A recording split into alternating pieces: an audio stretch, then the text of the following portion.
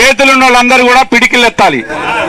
చేతులున్న వాళ్ళందరూ ఇదేమి రాజ్యం, ఇదేమి రాజ్యం, ఇదేమి రాజ్యం, ఇదేమి రాజ్యం. దొంగల రాజ్యం పోవాలంటే, ఈ దోపిడీ రాజ్యం పోవాలంటే ఇదేమి రాజ్యం, ఇదేమి రాజ్యం. చేతులు లేపట్లు అందరు గట్టిగా. ఇదేమి రాజ్యం, ఇదేమి రాజ్యం. దోపిడీ రాజ్యం పోవాలంటే, ఈ దొంగల రాజ్యం పోవాలంటే కార్పొరేషన్ లో అవినీతి పాల్పడినటువంటి అధికారులు వెనుకున్నటువంటి కాంగ్రెస్ నాయకులను వెంటనే బయటకు తీసుకురావాలి. ఖమ్మం కార్పొరేషన్ ముట్టడి కార్యక్రమాన్ని బీఆర్ఎస్ పార్టీ నగర పార్టీ తరఫున ఇవాళ ముట్టడించడం జరిగింది. వరుస కథనాలతో ఈ ఖమ్మం కార్పొరేషన్ అవినీతికి అడ్డాగా మారిపోయింది. 3 మంత్రులు ఉన్నటువంటి జిల్లాలో ఒక కార్పొరేషన్ ఇవాళ అవినీతికి అడ్డాగా మారటం అంటే నిజంగా సిగ్గుపడాల్సినటువంటి విషయం. ఇందిరమ్మ ఇల్లులు ఏదైతే మీరు రాష్ట్ర వ్యాప్తంగా డబ్బా వేసుకొని పేద ప్రజలకు ఇందిరమ్మ ఇల్లులు ఇస్తామని చెప్పి ప్రగల్భాలు పలుకుతా ఉన్నారో, ఇవాళ ఆ ఇందిరమ్మ ఇళ్లలో అవినీతి ఎక్కడికెక్కడ పేరుకపోయింది. 1,00,000 రూపాయలు ఇవ్వందే వానికి ఇందిరమ్మ ఇల్లు రాదు. ఒకవేళ ఇల్లు వచ్చినా కానీ మీ అధికారులు జనగల్లాగా వాళ్ళని పట్టి పీడిస్తూ ఉన్నారు.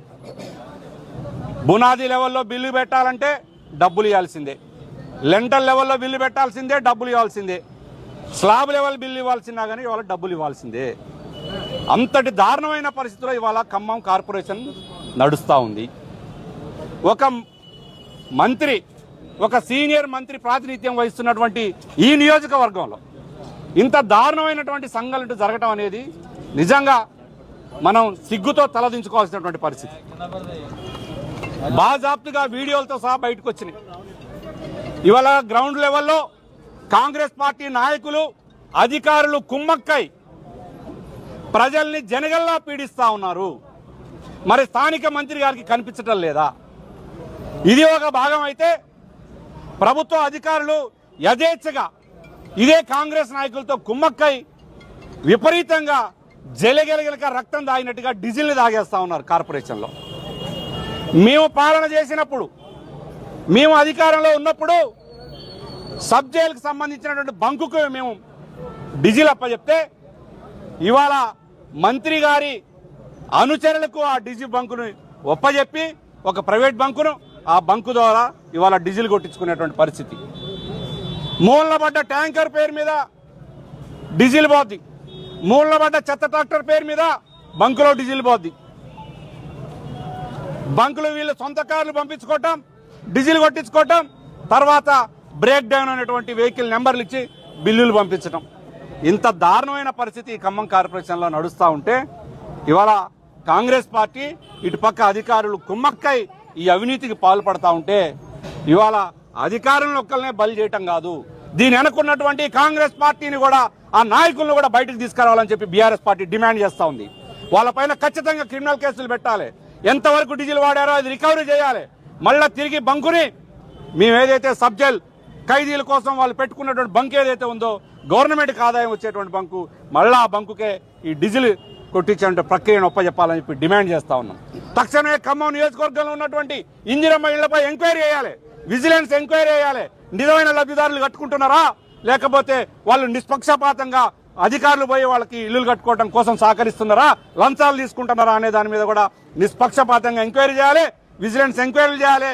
వాళ్ళ మీద మరి చట్టపరమైనటువంటి క్రిమినల్ కేసులు కూడా పెట్టాలని చెప్పి మేము బీఆర్ఎస్ పార్టీ తరఫున డిమాండ్ చేస్తా ఉన్నాం. ఇక పక్క పోతే పారిశుద్ధ్యం పడకేసింది, పౌర సేవలు లేవు, ఈ ఆఫీసుని పక్క పెట్టారు. లక్షల రూపాయలు, లక్ష బిల్లులు, కొన్ని కోట్ల రూపాయలను డ్రా చేసి అవి ఎవరి జేబులకు పంపుతా ఉన్నారు మీరు?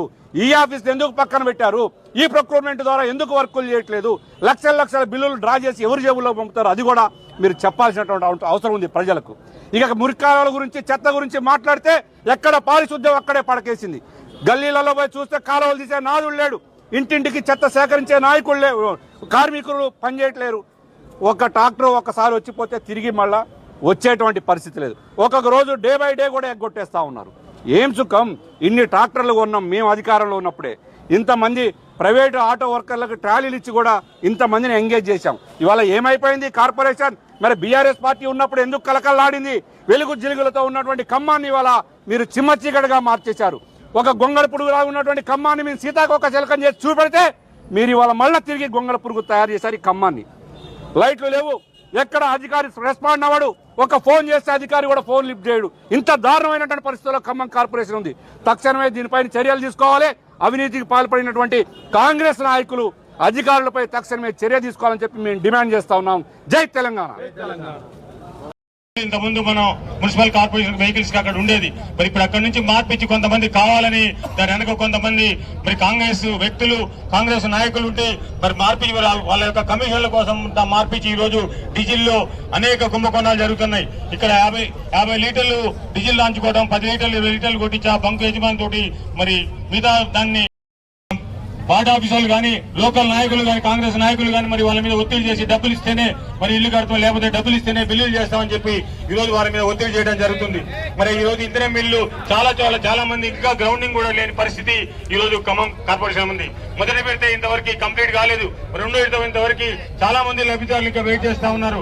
రెండో విడత ఇంతవరకు అసలు అతి గతి లేదు ఇంతవరకు ఎలిజిబుల్ పర్సన్స్ కి.